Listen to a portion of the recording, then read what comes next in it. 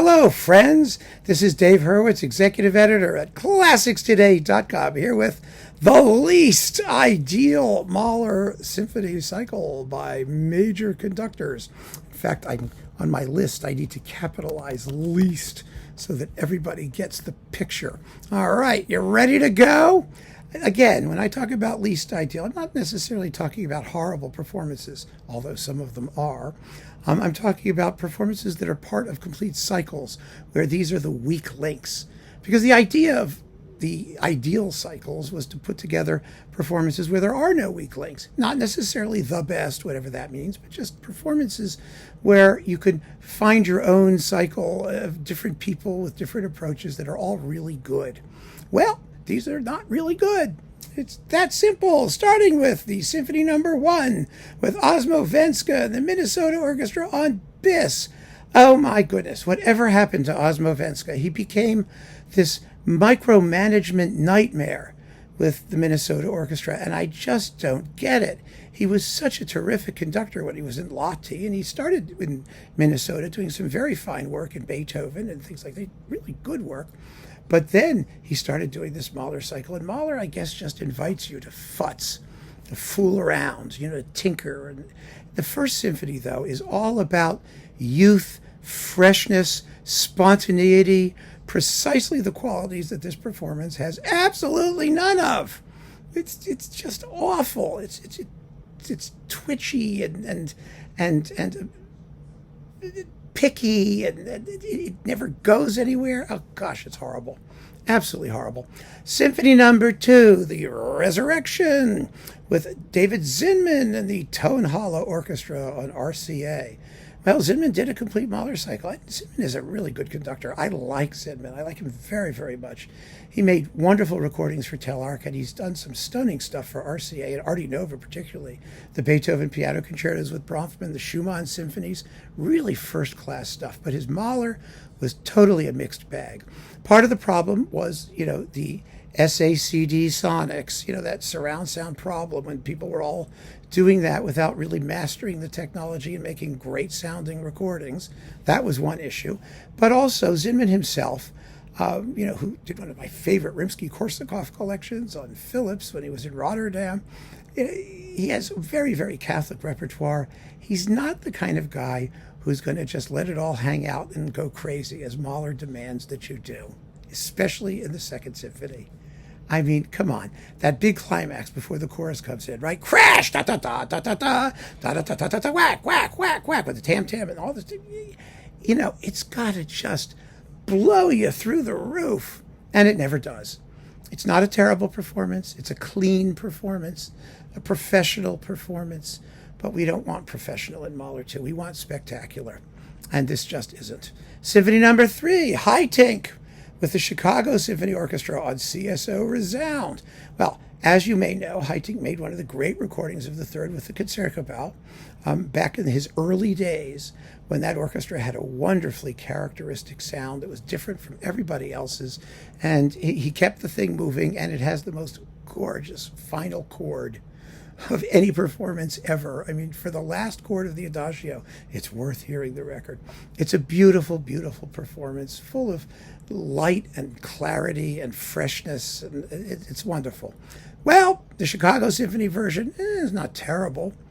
It is. I mean, Chicago can play the piece. The brass playing is terrific. I mean, you might expect. But Haitink himself was slower and heavier and duller and marmoreal, if that's the word, just not as interesting. And, he was one of those guys who went on to record the same things over and over and over again. And I've said this a million times, ever since he gave a gramophone interview saying, well, there are too many Mahler Symphony performances being recorded. People shouldn't do so many of them. And then he went on to just hypocritically do zillions of them, mostly not as good as his initial versions. And this is a case in point. It's not terrible, but it's certainly not ideal. Then for the fourth, Tennstedt with the London Philharmonic on Warner. Well, he does have Lucia Popp, who's not the best soloist in the finale, but she's good. But Tennstedt himself, he made something of a reputation for doing Mahler 4. It was actually when he canceled Mahler 4 at New York, when Bernstein came on and did those those legendary Mahler 2s subbing for Tennstedt. That was amazing. And he was announced as Tennstedt's replacement, but he wasn't going to do Mahler 4. He was going to do the Resurrection. Whoa, baby. So, yeah, I was all of those performances. There were like 5 of them or 4 of them, and I didn't miss a trick. Anyway, Tennstedt's Mahler 4 recording with the London Phil just wasn't that special. He made a video of it, too. I don't know. The sound isn't very good. The orchestra is kind of sloppy in the first movement. It just doesn't hang together. It's not terrible. Again, he knew his way around Mahler most of the time. His cycle has its ups and its downs, some good things and some less good things. But this 4th is just not one of his stronger performances. Number 5, Maazel with the Vienna Philharmonic on Sony. Well, the 5th is the symphony that everybody screws up. And there are so many wonderful choices that I could pick for less than ideal versions of said symphony. But Laurent Maazel with the Vienna Phil was on the verge of his slow period. He was getting slower and slower. And he did another Mahler cycle, by the way, which was 2 more after this. They were just dreadful. But this one was the one that was, the best known. He did a very good 6th. There were some good. The 4th with Kathleen Battle is one of the reference recordings. It's marvelous. But elsewhere, he was just his usual strange-mannered self. With unbelievable technique. He had an incredible baton technique. He could keep an orchestra together. He could make them do anything he wanted. If only he wanted to do more of what the composer asked, we would have been in business. This 5th it's just there. It's kind of sluggish and uninteresting. The first few movements, the finale isn't terrible, but it doesn't go anywhere. It's a decently played work-a-day performance by a conductor who was capable of he had limitless talent to do amazing things. And for some reason, it just didn't always happen. So it doesn't happen there. Symphony number 6, Michael Tilson Thomas with the San Francisco Symphony on their own label. All right. There are thrilling moments, big climaxes that come off really, really well.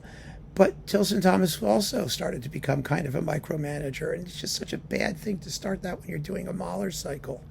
The slow bits of this symphony just die.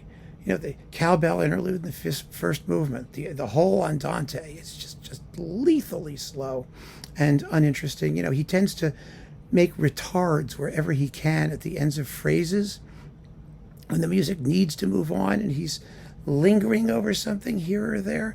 I mean, the overall shape of the work is fine.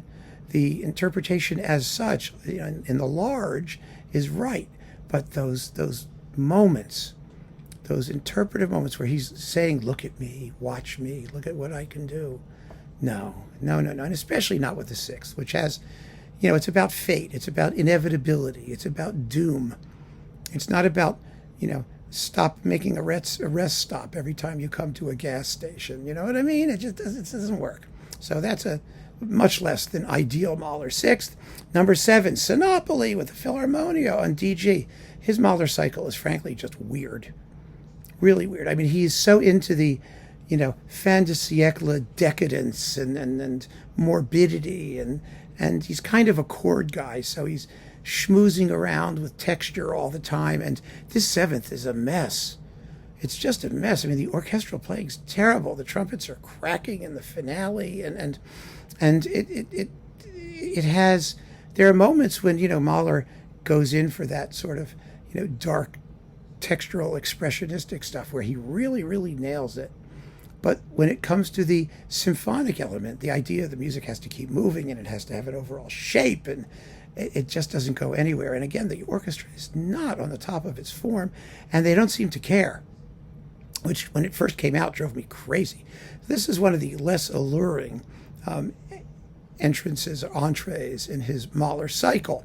Symphony number 8, Colin Davis with the Bavarian Radio Symphony Orchestra and choruses and soloists on RCA. Like I said when I talked about Davis's 4th, which was really, really good, by the way, which was wonderful. His 7th, his 8th is not, no. First movement's not bad. First movement's exciting, it's well sung.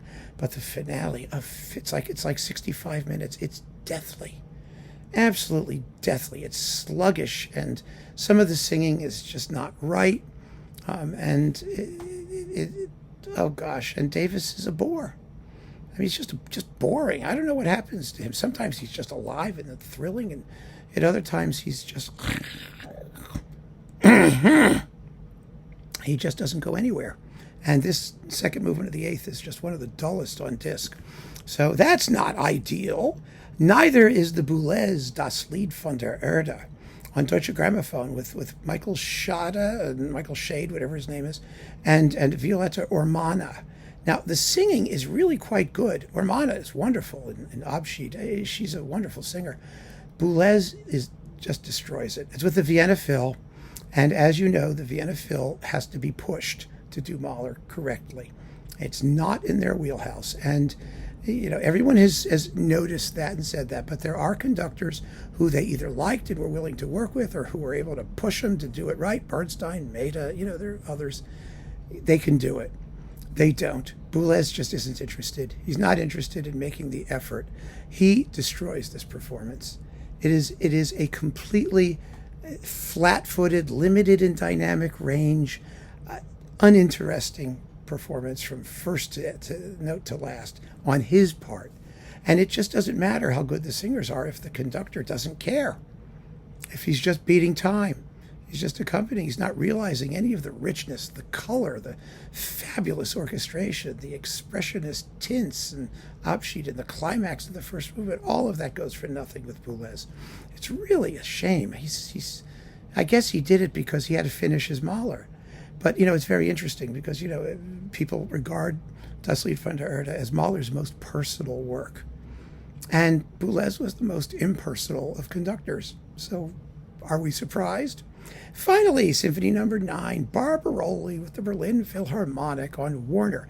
This is interesting, actually, because it was originally reissued on Testament.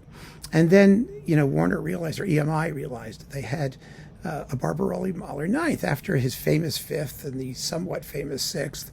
And they thought, we'll put it on our Great Recordings of the Century series. Well, it's not a great recording of the century. Not by any stretch of the imagination. It's badly played. It is boringly conducted. It has very, very few redeeming qualities. I mean, the Rondo Burlesca is the least biting and sardonic recording of that thing you've ever heard in your life. The waltzes in the second movement go for nothing. The climaxes in the first movement are chronically underplayed. And this from Barbirolli, a guy who was like amazingly emotional and emotive, and who said, well, every Mahler symphony has one major climax which one must discover. Well, I don't know what he discovered in the ninth, but he certainly never found the major climax, because they don't get played that way. The final adagio, okay, it has nice string playing, it's okay.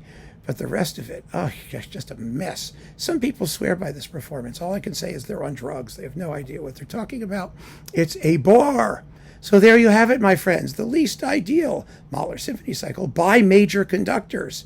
These are all serious people, major people who should know better, who should do better. So if you want a really blah Mahler cycle, there you go. Have a good time and keep on listening. Take care.